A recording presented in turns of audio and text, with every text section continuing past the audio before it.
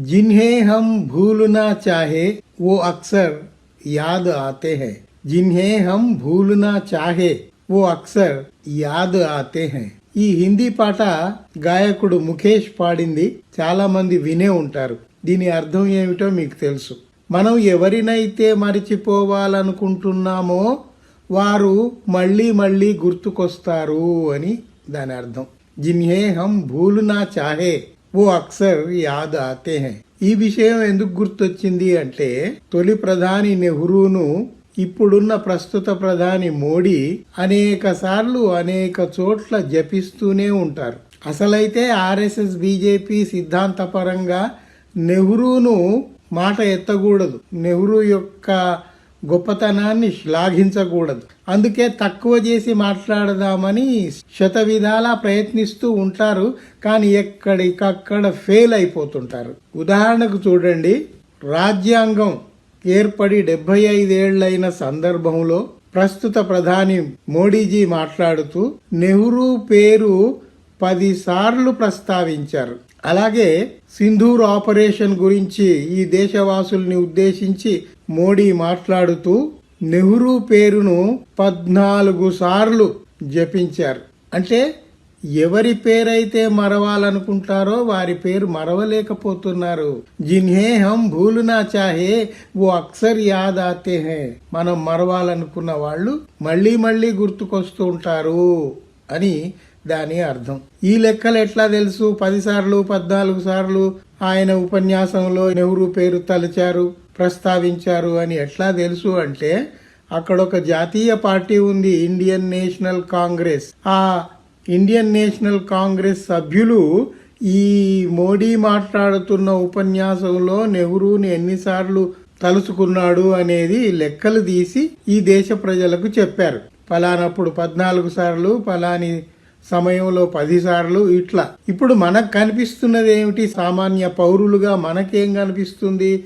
ఏ దేశంలో ఏ విషయం జరిగినా అది నెహ్రూ తప్పిదమే, అది నెహ్రూ చేసిన తప్పిదమే అని మళ్ళీ మళ్ళీ మళ్ళీ చెప్పి మనల్ని మెంటల్గా ప్రిపేర్ చేస్తున్నాడు. నెహ్రూ చాలా తప్పులు చేశాడు అని మనమంతా భావించాలి అని ఆయన ఉద్దేశం, ఆర్ఎస్ఎస్ ఉద్దేశం, బీజేపీ వారి ఉద్దేశం. బీజేపీ వారి ఆలోచన ప్రకారం నెహ్రూ తొలి ప్రధాని కాకుండా సర్దార్ వల్లభాయ్ పటేల్ తొలి ప్రధాని అయి ఉంటే ఈ దేశం ఇంకా గొప్పగా, చాలా గొప్పగా ఉండేది అని వారు భావిస్తున్నారు. కాస్త చదువుకున్న వాళ్ళకైతే విషయాలు అర్థమవుతాయి. మీకెట్లా అర్థమవుతాయి? సర్దార్ పటేల్ వయసులో పెద్దవాడైనా కూడా నెహ్రూకు స్వయంగా లేఖ రాశాడు. నెహ్రూజీ, ఈ దేశానికి మీరు చేసిన త్యాగాల ముందు మేమందరం ఎందుకు పనికిరాము? మీరు 14 ఏళ్లు జైల్లో మగ్గిపోయారు. మీ ఆస్తులన్నీ ఈ జాతికి అంకితం చేశారు, దేశానికి అంకితం చేశారు. ఇప్పుడు స్వాతంత్రం వచ్చింది కాబట్టి నేను మీ ఫాలోయర్గా, మీ అనుచరుడుగా ఉంటాను. మంత్రివర్గంలో తీసుకొని నన్ను ఏ శాఖ ఇచ్చినా నేను ఈ దేశ అభివృద్ధి కోసం నేను పనిచేస్తాను, విధేయుణ్ణై ఉంటాను అని రాసుకున్నారు. ఆ ఉత్తరం నేషనల్ బుక్ ట్రస్ట్ వాళ్ళు వేసిన పుస్తకంలో ఉంది. అందువల్ల ఇంకొకటి, ఇప్పుడు రాహుల్ గాంధీ ఓటు చోరీ అని మొత్తం ప్రచారం చేస్తున్నందువల్ల, వివరాలన్నీ ఇస్తున్నందువల్ల వీళ్లకు మింగుడు పడటం లేదు. వీళ్ళు చేస్తున్నది ఓటు చోరే, కానీ దాన్ని ధైర్యంగా ఒప్పుకునే స్తోమత లేదు. అందువల్ల దాన్ని తీసుకుపోయి నెహ్రూకు అంటగట్టి నెహ్రూ ఓటు చోరీ వల్ల ప్రధాని అయ్యాడు. అసలైతే సర్దార్ పటేల్ కావలసింది ఈయన ఓట్లు చోరీ చేసి ప్రధాని అయ్యాడు అని ఒక అబద్ధాన్ని ప్రచారం చేస్తున్నారు. అక్కడ ప్రధాని పదవి కోసం ఏమన్నా ఎన్నికలు జరిగాయా? అందరూ పోయి ఓట్లేయటానికి పిచ్చి మాటలు, పిచ్చి ప్రచారాలు, పిచ్చి అబద్ధాలు తప్పించి ఆయన ఎప్పుడు ఓటు చోరీ చేయాలి? అంత నిజాయితీ పరుడు. ప్రెస్ వాళ్ళని కూడా దగ్గరికి పిలిచి మీరేం భయపడకండి, మా తప్పిదాల్ని తప్పకుండా బయట పెడుతూ ఉండండి, మమ్మల్ని మేము సరిదిద్దుకునేట్టు చేస్తుండండి అని ఆ జర్నలిస్టుల భుజాల మీద చేతులేసి ఆయన స్నేహపూర్వకంగా చెప్పేవాడు. ఇంకా నెహ్రూ తన ప్రధానిగా ఉన్నప్పుడు ఎవరు ఎటువైపు నుండి విమర్శ రాకపోతే తానే చాణుక్య అనే ఒక మారు పేరుతోటి వ్యాసాలు రాసుకునేవారు. తనను తానే విమర్శించుకుంటూ, నెహ్రూను విమర్శించుకుంటూ ఎవడో ఒకడు చాణుక్య అనేవాడు రాస్తున్నాడు, అవి బెంగాల్ పత్రికలో అచ్చవుతున్నాయని జనం అనుకునేవాళ్ళు. నిజానికి ఆ చాణుక్య ఎవరో కాదు, నెహ్రూయే. ఈ దేశం ప్రజలకు కొన్ని విషయాలు చెప్పాలని తనను తాను విమర్శించుకుంటూ కొన్ని వ్యాసాలు రాసేవాడు. అంత ధైర్యం ఇప్పటి నాయకులకు ఉన్నదా? అంత నిజాయితీ ఇప్పటి వీళ్లకున్నదా? నిబద్ధత ఉన్నదా? అసలు నెహ్రూ పేరు ఎత్తే అర్హత కూడా వీళ్లకు లేదు కదా. వైజ్ఞానిక పరిశోధనాశాలలు, అకాడమీలు, పెద్ద పెద్ద ప్రాజెక్టులు, అసలు దేశంలో ఉన్న 95% ఆఫ్ ది డెవలప్మెంట్ నెహ్రూ కాలంలోనే జరిగింది. అప్పటి శాస్త్రవేత్తల్ని, ఇంజనీర్లని, పెద్ద పెద్ద చదువుకున్న మేధావుల్ని అందరినీ ఆయన ప్రోత్సహించాడు.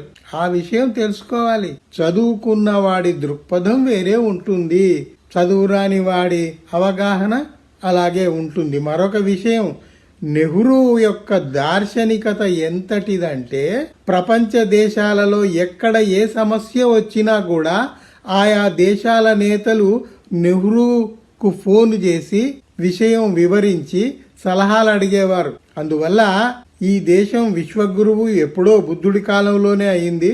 ఆ తర్వాత అశోకుడి కాలంలో కూడా నిలబడింది.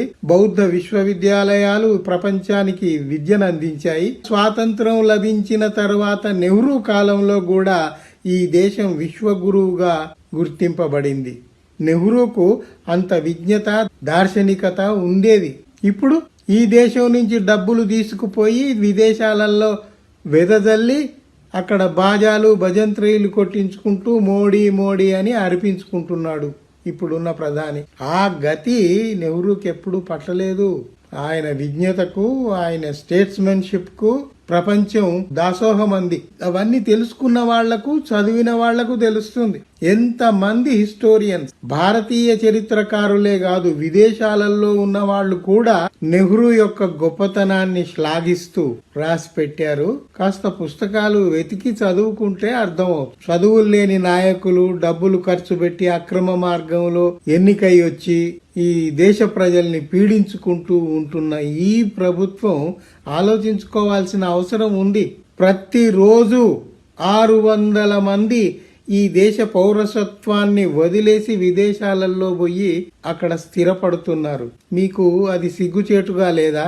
మీరిక్కడ ధరల అదుపు లేదు, రూపాయి విలువ ఎక్కడ పడిపోయిందో మీకు తెలుసు, హంగర్ ఇండెక్స్ లో ఎక్కడున్నామో తెలుసు.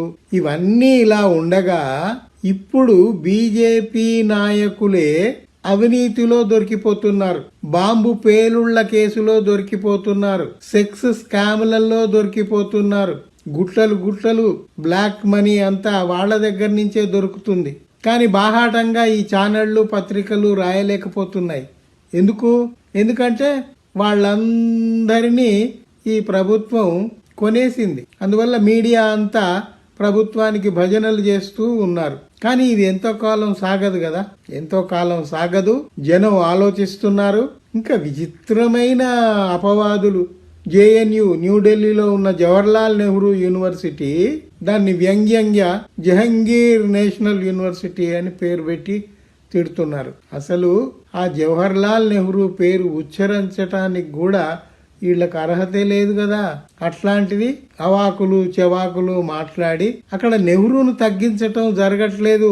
తమను తాము హీనులుగా చేసుకోవటం, ఈ దేశ ప్రజల ముందు నీచులుగా వాళ్లకు వాళ్లే నిరూపించుకుంటున్నారు అని నాకు అనిపిస్తుంది. మొట్టమొదటి ప్రధానిని తక్కువ చేసి మాట్లాడటము అది వాళ్ల పతనానికే కారణం అవుతుంది. ఇట్లాంటి విషయాలు మీరు కూడా ఆలోచిస్తారని నాకు దోచిన కొన్ని విషయాలు మీకు చెప్పాను.